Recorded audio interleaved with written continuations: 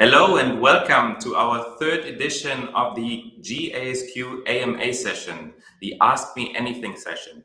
Today with me is Jürgen Brandstätter. He's an independent consultant for interoperability, and we are going to talk about IHE and the IHE certification. Welcome, Jürgen. Welcome. Thank you.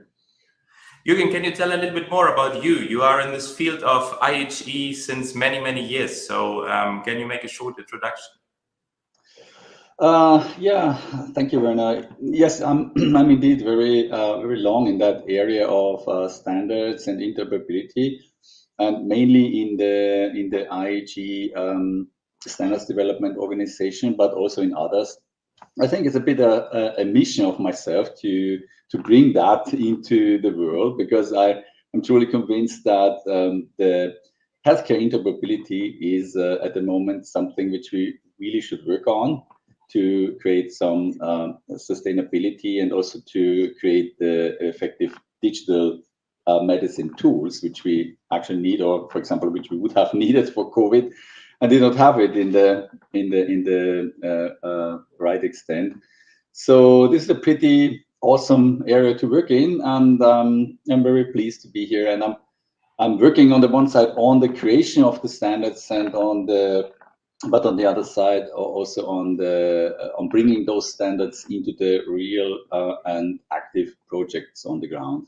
That's more or less what I'm doing. Yeah, and I think this exactly shows why you are here, because the GASQ AMA session is exactly a session where we are going to ask the experts, and Jürgen can be surely seen as one of the experts in the field of IHE, in the field of healthcare, and so yeah, very warm welcome from our side.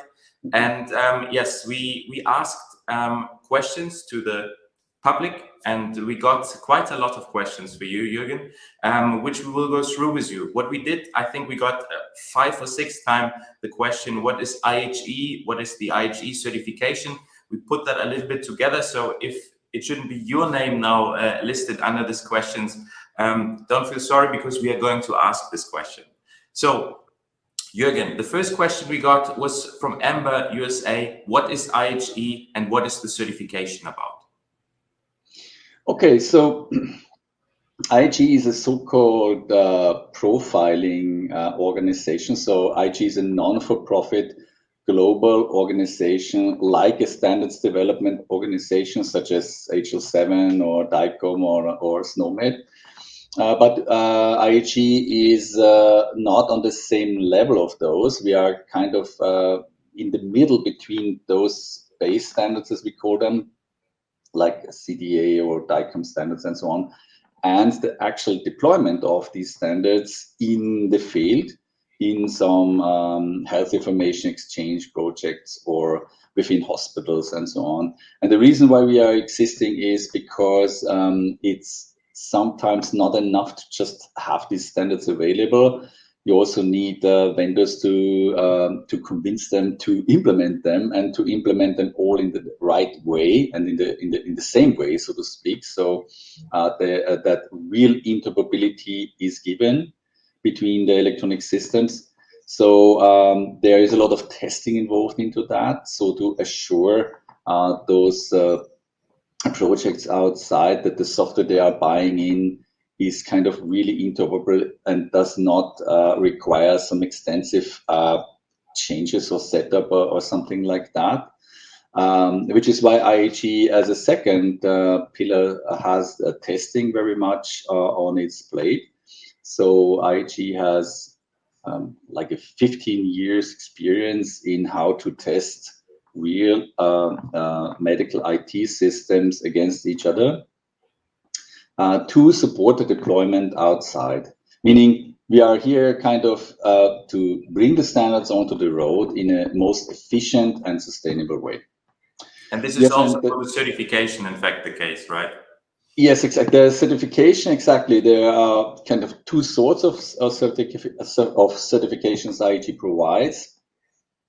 The one is product certification. That means if you are a vendor and have created a product which implements on the interface the IHE standards or the IHE profiles to communicate with other systems. then you can go with this product to the conformity assessment of IHE and get tested and a certificate on it. And the other certification, I think that's the one we are talking mainly about here, is the professional certification. That means we have also introduced a certification for the professional skills. So we want to make sure that people outside can prove that they have some knowledge on IHE, they have some base knowledge on what's important for interoperability, how are the process to generate interoperability, so that they can make fit for consulting, for example, other parties in doing that, or consulting vendors and vendor development teams in how to implement the standards in their products. And Jürgen, you are one of the fathers of this certification, we can say. In fact, we got more questions on the certification. Miha from Slovenia, I hope I spoke his name correctly. Which certification is the most relevant and has the potential to bring you most opportunities in the health IT world? Can you tell a little bit more about this? Yeah, so I mean, scoped on the certification IHE currently provides, we have just one, let's say, one exam, which is the IHE Foundations. So the obvious answer is IHE Foundations, because that's our only one. For persons, I think, so for the individual who considers to do this exam and to learn for this exam and to do the exam later to get the certificate, I think it's a good set in the personal portfolio of skills. So because you can prove to a potential employer or to a potential customer that you have understood the foundations of interoperability and its deployment. I think that's very valuable for both sides. It's valuable for the individual, because it's a skill set which you can show to others as an asset of yourself. But it's also very valuable for the others who want to let's say, include consultancy, for example, into a project, or include this knowledge into a development team, because they can be sure that these skills are really there and have been proven that they are there. There are certainly, of course, other certifications out there of HL7. HL7 has a couple of certifications and also document the other standards development standards up to, I don't know, certifications on project level. They are all valid, of course, and I think there is no clear answer what brings the most opportunities in health IT world. So every certification and every skill set has its purpose, and obviously it would be good to have all of them, but this is a bit much for one person. Yeah, well, I think as we are mostly talking about IHE certification, this should be surely one where you learn a lot about the standards in the field of interoperability. I think that's an important topic, surely. And this is also connected with the question we got from Anestos from Greece. Are there any prerequisites needed for the IHE certification? I guess we are talking again about the personal certification. Yes. So that depends, where you are. So I know some people, colleagues of mine, who have done this exam, like myself, who just tried it, to answer the questions out of their knowledge they have. I think it's possible, if you are really in that topic, to simply sit the exam and try it out. Of course, it's always wise to prepare for it. So on our website, you'll find a link to the one certified training provider we have at the moment for this exam.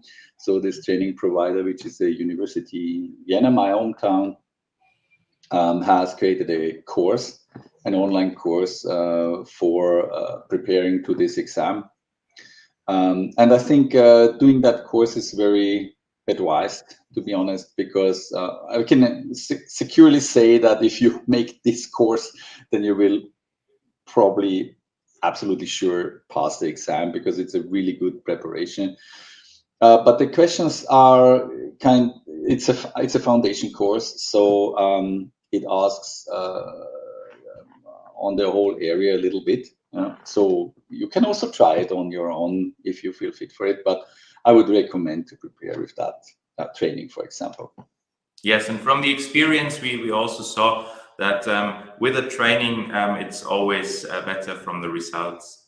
Yes. Shaw from Morocco is asking another question. Is it an international or European certification? I guess IHE is very often heard in Europe, so the question most probably is coming from this area. So would the certification be valid also outside Europe? Yes, the answer is quite easy. It's an international certification. So all the IHE CPP, the IHE Certified Professional Program, is under the auspice of IHE International. So the exam is international. The curriculum was created on international level, and it is, if you want, valid on worldwide. So it's definitely the first one. Okay. Frederick from France is asking, is the certification mostly focusing on hardware or software? I guess, again, this is the personal certification. Yeah. Yes, I mean, it's definitely not on hardware, but it's also actually not on software, because it is, the certification is about the principles of interoperability. So it does not go into any implementation areas. So you don't need to be a developer, for example, to pass this exam. It's more, or it's actually only on the principles of interoperability. So the areas are kind of exactly what is IHE, and what I explained at the beginning, where is IHE located in the landscape, so that we are in between the base standards and the deployment, and then you have these different areas, you know, for example, some questions around how a profile is created and how a profile looks like and the kind of characteristics of a profile, and then on the other side, how a profile is tested and so on.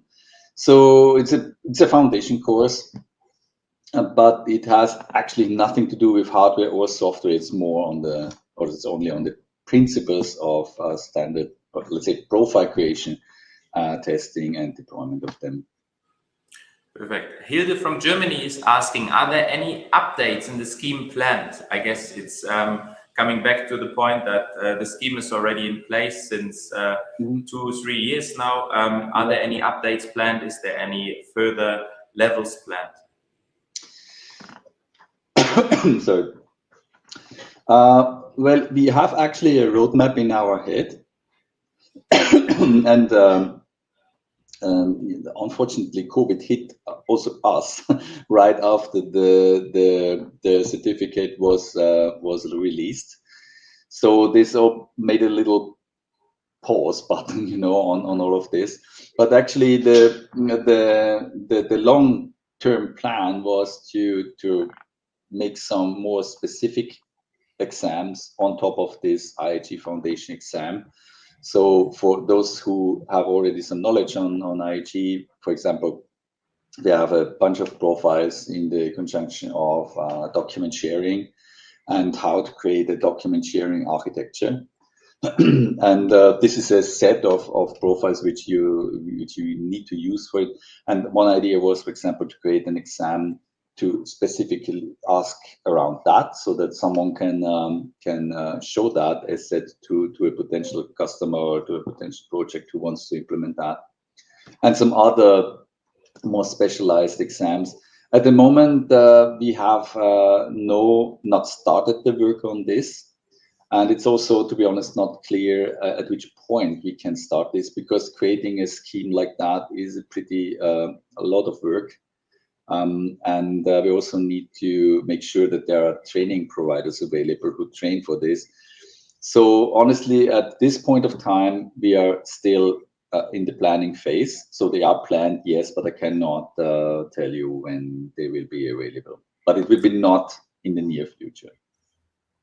But I think the current foundation level is a certification which is now available, and if the foundation level itself has a big success, I'm very sure that it is bringing up the whole scheme also into other levels. So Mihal from Romania is asking another question. What is the target audience of the certification? The target audience is very broad. We made sure when creating this scheme and this curriculum that it's really foundational, meaning that it's useful for everyone to build on top of it. So developers, for example, maybe not let's say the ones who are really coding the bits and bytes, but maybe some team leaders or software architects could profit very much from this foundation course, because they simply understand much better afterwards, how these standards are implemented and how they can and how they should face it into their own software development teams. So that's for sure an audience, so developers and software architects. On the other hand, we have consultants who, for example, are engaged in some health information exchange projects worldwide. So we see that exactly those sort of projects are starting up everywhere right now. We are really at the start of this at the moment. Although we are, this topic is already very on the monitor for a very long time, but still we must make ourselves conscious about that it is still at the beginning. So there are many countries which are starting to create their national e-health information framework right now, in this minute, so to speak. And I think COVID was also one of these pushing events, right, for this. Yes, and they all need consultancy so that they set up these architectures in the right way and in the most efficient way. And this is, of course, also a moving target. So there is a lot of demand of this consultancy activities, and these consultants for sure are, for example, target audience. I think it's also not wrong that, for example, project leaders of such health information exchange projects are doing that exam, just to know about it, because we see outside that, for example, if some projects do some tendering, they need to check the return, and obviously you need some knowledge about the interoperability and the base principles to be able to, consult and to judge the offers which came back in, So this is also a target audience which we wish to sit these exams. So generally it's said it's more or less general purpose, and it's not scoped to some specific group. Yeah. Well, and also for these people, it's very important what Salvatore is now asking, how much does the certification cost? I think this can be found on the GASQ website. The certification itself can be done remotely. And so all the pricings, all these questions can be answered on our on our website.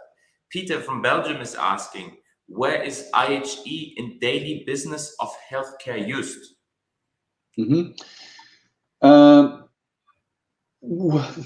try to find a good answer on that. So the daily business of healthcare is treating patients. And for treating patients, you need to, I don't know, make a bandage or give some medication or do a surgery, but also to read about the data about the patient. And IHE is on that side. So we are on the digital part of the daily business of healthcare, so to speak. So the data about patients and, for example, which radiology images are available or which laboratory reports are available, and this is what we call the digital health part of health, which is of course much smaller part of health itself, because the main work is still to work with the patients, for the patients. But this supporting digital part, there it is where IHE is, and in particular when it comes to the sharing of information between healthcare IT systems in a hospital or in a facility, for example, between let's say a radiology device like a CT or an MER to its workstation, for example, to have more vendor independence on that level, so that you don't that you go away from these monolithic blocks, for example, that you only can buy all of that from one specific vendor, that you, for example, keep your CT from vendor one but replace your PACS system with one from vendor two, so that this is possible and that you have some more investment security on hospital level. That's one part where IHE is found. But where IHE is found nowadays is also between facilities, for example, in national e-health information frameworks or in national health information exchanges, where you have a sharing of medical documentation of a patient on a national scale or on a regional scale. There obviously you have a much more complex scenario, because you have whole hospitals and GPs and pharmacies and laboratories needing to share information on a common standard, in a common standardized way. And that's where IHE is also very much involved. And I think these two areas you can find IHE. So you don't find IHE on the surface. For the doctor, it all looks like usual, you know. Ideally, he doesn't see anything about IHE and has his typical user interface he usually uses. That's actually the most optimal. But on the back end, the systems are communicating in a standardized way. That's the main purpose of IHE. I think a very good explanation. Claudio from Italy is asking, on which standards from HL7 or DICOM is the certification based? I guess, again, the personal certification. Yeah. So yeah, the IHE Foundation course does not really go into those standards of HL7 or DICOM, because I said it's on the principles of interoperability, but not on the details and mentioning some specific standards. So I think maybe there is a question about that, you know, perhaps standards of HL7 and DICOM are used, but not, you don't need to have any knowledge about those standards to pass this exam, because the exam is more on an upper level and on the principles. Okay, Maria from Austria, your home country. We are working in Austria with ELGA. I think this is your national health system, right? Yes. Is IHE as a certification something for us? So you know, that makes me very happy that we get a question from my home country, and Austrian ELGA is one of these national e-health information frameworks or e-health information architectures I mentioned. And the answer is actually yes, because especially the Austrian ELGA is more or less fully based on IHE profiles. So this is a very much case study for how IHE profiles are used in such a health information exchange infrastructure. So it would be definitely of use to know these foundations, because IHE is heavily used in the ELGA. Okay. And now the last two questions. Alain from France, can you tell us more about the IHE event in autumn in Switzerland? You are one of the organizers with it, right, Jürgen? Yes, I mean, of course not I'm personally or alone or something, but IHE Europe, of which I was for long years the co-chair and now I'm deputy co-chair, is the organizer of this event. In cooperation with IHE Swiss and some other partners which have been brought in by IHE Swiss. And I think this event is again some kind of lighthouse event, because it is the first face-to-face connectathon now since COVID has started. because before that we always had face-to-face connectathons, and we experienced a lot of, let's say, positive effects of these face-to-face meetings. And then all of a sudden, this face-to-face has stopped by COVID. And now Montreux in Switzerland, where the IHE Connectathon takes place, is the first one where we actually have again a face-to-face appearance, and everyone is really looking forward to it. We have also a strong presence, of course, of the local health information exchange community, because Switzerland, as Austria, is strongly relying on IHE profiles in their it's called electronic patient dossier. It's their ELGA, so to speak, a little bit different, but similar. And they are also fully based on IHE profiles, and we expect to have a large community there at the Connectathon, because there's also an IHE Switzerland Projectathon, which is kind of it's a derivative of a Connectathon. On a Connectathon, the IHE profiles are tested, but on the Projectathon of Swiss, the particular Swiss interoperability specifications are tested in the same manner. So it's quite a lot of synergy there, and there will be more or less the majority of the Swiss vendors there preparing for their software for the electronic patient dossier, and also international vendors going on the Connectathon to test the profiles. We will have a frame program around it, like a symposium and some other side events. So it will be a pretty exciting week. I hope that some of you who listen to this Ask Me Anything session may have the interest to go there in person. Would be very happy. And there's no limitation, right? So everyone can come, and yes, everyone can come. Perfect. Yes, there is. Of course, the Connectathon needs some more information on the IHE Europe website on this, on the event in Montreux, right? Okay. Yes, yeah. So the Connectathon, of course, you need to register your system, but as I said, there are many events in 1 week, side by side. So the symposium, for example, is one which is totally open. You need to register. We are not sure about the pricing. This is still to be said, but it's usually not on the high level, because we really want to have a low barrier for people to attend. We are a non-for-profit organization, so we don't want to make any profit. We just need to cover the costs, which are obviously there. We are very looking forward to. And by the way, there is another new thing in Montreux, because there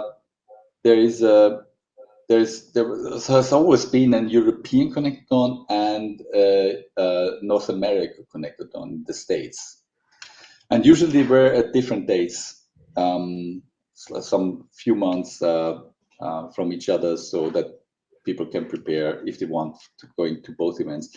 But this time, for the first time, we have synchronized those two events, and they will take place simultaneously in the US and in Europe, in Montreux, at the same time. And we're also working on kind of cross-Atlantic testing between these two parties. This is all new for us, and we are heavily working to make that happen. But this is something which is very exciting, and we hope that we generate some more, let's say, interoperability by this new format. Yeah, we are really looking forward to that. And to finish this whole Ask Me Anything session, we got a question from Gary. Is there a possibility at the Connectathon to sit the exam? I think this is something I can answer. As the exam provider for this IHE personal certification. Yes, in Montreux, we will have the possibility to do it, but for everyone else who is interested, just visit our website, and there's also the possibility to sit this exam all the time, because it's a remote exam. You can sit it from home, from wherever you are, and just register for the exam and do it. I think it's really worth it. And I think this session showed it more than clear that it's a very professional, a very good certification. And thank you very much, Jürgen, for being my guest today. I think, yeah, a lot of information, a lot of good information. And I think we can both say, would be very nice to see you all in Montreux. or the North American Connectathon. Thank you very much, Jürgen, and have a good day. Thank you. Bye-bye. Thank you.